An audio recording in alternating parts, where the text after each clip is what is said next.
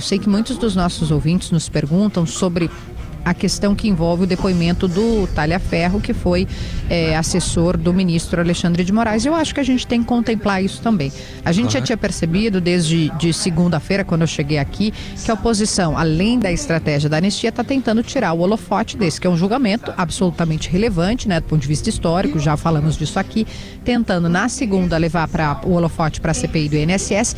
E ontem todos os parlamentares aliados ao Bolsonaro, né, de A a Z, falaram, olha aqui, tem a comissão, estão ouvindo o Talhaferro, e tem, assim, falando bem objetivamente, ele traz elementos realmente relevantes, né? Se o ministro Alexandre de Moraes teve essa conduta, por exemplo, poderia, se estiver confirmado, gerar uma suspeição, uma anulação, uma conduta que é equivocada, como foi a da Lava Jato. Mais uma semelhança com a Lava Jato. Inclusive o apelido, né, Weiler, das operações. A da Lava Jato foi a Vaza Jato. Essa é a apelidada de Vaza Toga, né? Exatamente.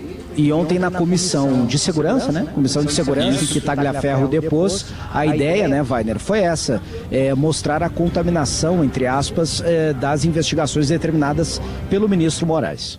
Exatamente, são acusações gravíssimas que ele trouxe ali para os parlamentares, exibindo inclusive documentos, né, que provariam o que ele está denunciando, e acho importante a gente registrar o foro onde isso foi feito, porque dessa vez a gente não está falando de um blog de extrema-direita, de um youtuber de extrema-direita, de uma coisa que poderia ficar classificada ali como teoria da conspiração. Não, foi no Senado Federal, né? Isso dá lastro institucional, inclusive, a essas acusações, que é a adulteração de relatório, direcionamento político, e aí produz, como a Kelly estava falando, no mínimo, matéria-prima ou para uma eventual CPI e para essa acusação de contaminação do processo, né? Que é uma coisa que a gente vem falando há muito tempo aqui. O processo, quando ele é tomado por irregularidades, invariavelmente, pelo menos na história do Brasil, o que a gente vê é que um tempo depois, anos depois, eventualmente, as coisas elas são anuladas. E não importa daí se o Bolsonaro é flagrantemente culpado por boa parte dos crimes que lhe atribuem ou não. Mas esses excessos do Supremo dão à defesa tudo que ela precisa. A Kelly mais cedo estava falando do Supremo como uma corte política, né? Que eu não discordo de maneira nenhuma, mas eu acho que ele se tornou uma corte política, né?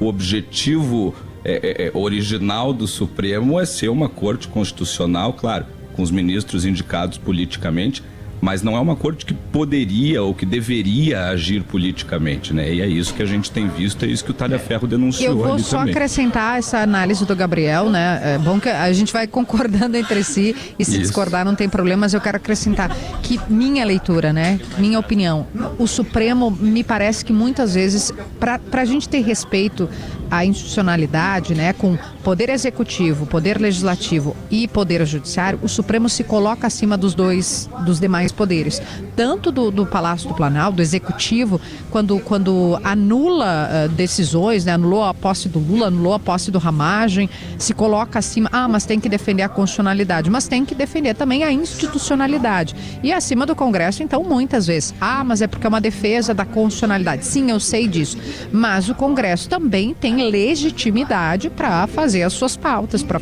tomar as suas decisões, cada um no seu quadrado, eu diria, né? Só que me parece que o Supremo se acha mais quadrado que os demais. E o fato de ser um tribunal político, como disse a Kelly, não é, ou pelo menos não deveria ser, um tribunal político no sentido político partidário. É evidente que ele está falando isso. Não se está dizendo, Dino é de esquerda, logo tem que votar contra parlamentares ou quem pensa no espectro da direita. O que se está dizendo é que a formação do Supremo de um tribunal político-jurídico é para analisar o contexto de algumas decisões que exigem uma análise de contexto. Por quê? O Supremo vai analisar, por exemplo, a revisão da vida toda do INSS. Aí, se ele vai na letra fria da lei e aprova algo que tem um impacto de R$1 trilhão por ano, por mês, ele quebra o país. Inviabiliza o Estado, exatamente. Inviabiliza o Estado. Então é esse tipo de análise política e não político-partidária, né, que está na essência da formação do Supremo e até do motivo das indicações feitas pelo presidente da República. Agora, e isso não é assunto para esse programa, porque não teríamos tempo. Nossa, esse assunto eu e o Gabriel amamos, a gente ficaria até amanhã falando. Mas a indicação, o sistema de indicação, ele de fato pode e, na minha opinião, deve ser revisto. Vejam o exemplo do TSE, Tribunal Superior Eleitoral. Você tem indicações da advocacia, tem indicações do STJ, o Superior Tribunal de Justiça, que vem com indicação presidencial também, mas com juízes já de carreira, né? E indicações com posição também de ministros do Supremo em rodízio, né? Um rodízio que no TSE são 2 anos, né? Enfim, um rodízio bem mais curto. Outra alternativa, mandatos dos ministros, já está em discussão no Congresso. Enfim, tem uma lista de possibilidades para mudar, né, esse aspecto que, como vocês disseram, está cada vez mais presente de decisões excessivamente políticas e não considerando a ideia original do Supremo. Né? Até a questão da própria anistia, né, que está rolando esse movimento super forte ali no Congresso, e aí muita gente diz que isso é inútil porque ela deve ser considerada inconstitucional pelo STF. Pode até ser, em nome da jurisprudência, né, já que o ministro Dias Toffoli vetou o indulto que o Bolsonaro queria dar para o ex-deputado Daniel Silveira por ter atentado contra o Estado Democrático de Direito, mas não existe na Constituição uma menção expressa sobre vedação desse tipo de anistia. Naquela ocasião, o Toffoli chegou a dizer que não seria coerente perdoar constitucionalmente alguém que foi condenado por atentar contra a Constituição. Mas isso é uma interpretação dele, né? A letra fria da lei diz que não podem ser objeto de anistia os condenados por tortura, tráfico de drogas, terrorismo e crimes hediondos. Então o argumento do Toffoli diz que por coerência interna da Constituição essa vedação também deveria ser atribuída aos crimes contra a ordem democrática, mas isso não está escrito, então ainda vai ser pauta para muito debate. Acho que a inconstitucionalidade da anistia não está tão, né, sólida quanto dizem os opositores do ex-presidente.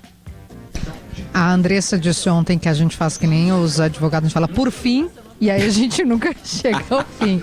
E aí eu vou dizer, por fim, quando a gente pensa, né, mas o que foi indicado por um vai dar decisões favoráveis àquele indicado. Eu queria lembrar que o ministro Fux, que é de quem são esperados os votos mais favoráveis ao Bolsonaro, foi indicado por Dilma Rousseff.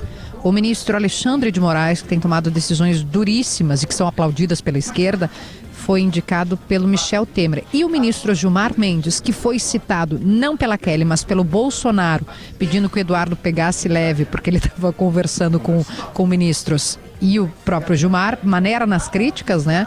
Ele foi indicado por Fernando Henrique Cardoso. E o Toffoli, que foi indicado pelo Lula, era o ministro mais próximo, tem foto até de abraço, no ex-presidente Jair Bolsonaro. Ele inclusive acusado de virar casaca.